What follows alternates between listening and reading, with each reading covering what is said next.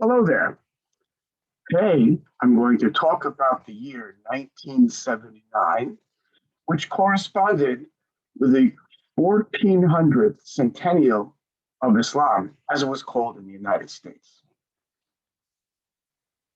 This year, or I should say, this period of time centered around 1979, was a momentous year in the history of the modern Middle East.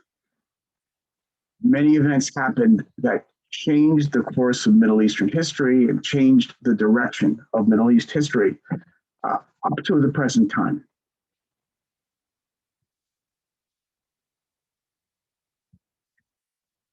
Let me share the screen.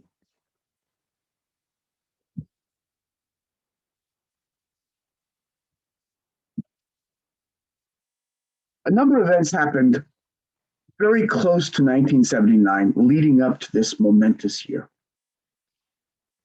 This is a very preliminary, very simple selection of many of the events. 1977 saw the death of Ali Shariati. He's depicted on the lower left-hand side of your screen.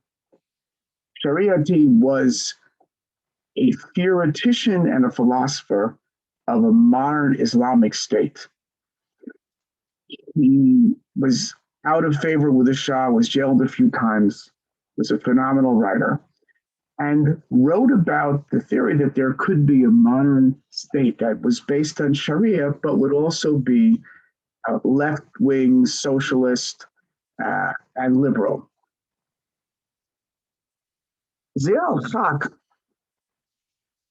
had a very different approach to putting this into practice. He toppled Zulfikar Ali Bhutto in Pakistan in 1977. And he embarked on a policy in which Pakistan became more corporate, Pakistan became more Islamic. He was the funnel for United States funds that went to jihadists in 1979, as we will see. And Pakistan had already split off between East and West Pakistan, a civil war in the early 1970s. East Pakistan became Bangladesh. West Pakistan was always far more religious. In 1978, Edward Said published a book called Orientalism.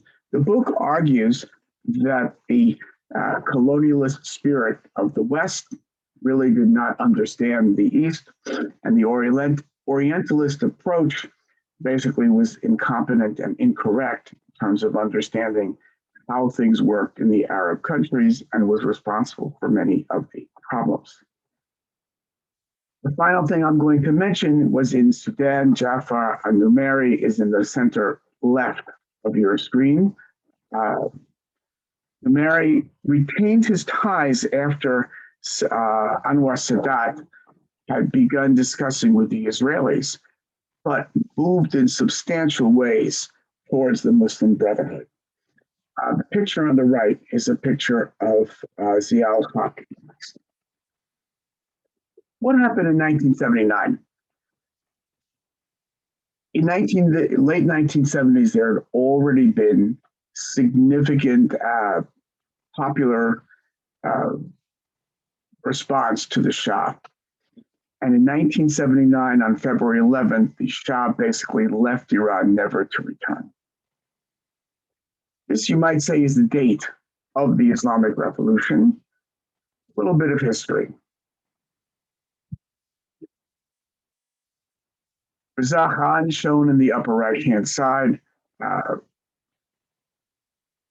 took over the government in 1921. He became the monarch in 1925, restyled himself as Reza Shah, and gave himself a family name, Pahlavi. He embarked on a policy of modernization and continued to be in power until World War II, where the British and the Russians forced him to abdicate in favor of his son, who took the name Mohammad Reza Shah. He's depicted on the lower right-hand side with his queen. The CIA and the British ousted Mohammad Mossadegh in 1953, the prime minister, who had gathered an awful lot of power, had nationalized the oil company now known as British Petroleum, Anglo-Iranian oil, and stood to be more powerful than the Shah. The Shah was Western and started something called the White Revolution in 1963 that was still going on in 1979. This led to a westernization, to modernization, to liberalization of women's rights, to establishing a much stronger policy of women's rights than ever was before. On the other hand, the Shah had a secret police called Savak, which was hated and feared by the Iranians, and for good reasons. Put many people, including Shariati, into prison and controlled the country very strongly. The Shah of Iran put on what may have been the most expensive party ever held in October 1971 to celebrate, as he called it, the 3,000th year of the Iranian Empire, harking back to the days of Cyrus and Darius. Briefly, in February 11th, Ruhollah Khomeini, shown here on the right-hand side, had returned to Iran on February 1st. The Shah's government fell and he left the country. And slowly but surely, Khomeini took over everything in the country. My feeling is that people in Iran and people outside Iran thought that there was at least a certain degree of liberal democratic tendencies that were invested in the fall of the Shah, and that there was a possibility that some of the persons put into government might have counteracted the Islamist approach of Khomeini. That was not to happen. On November 4th, we have the hostage crisis, and November 21st, Khomeini decried the takeover of the mosque as a US and Zionist plot. And by November of 1979, I said it was slowly but surely, we're talking about weeks and months, not years. By November, it was quite clear that Khomeini and the Islamic Revolution was completely in control. I'll continue the lecture in the next slide.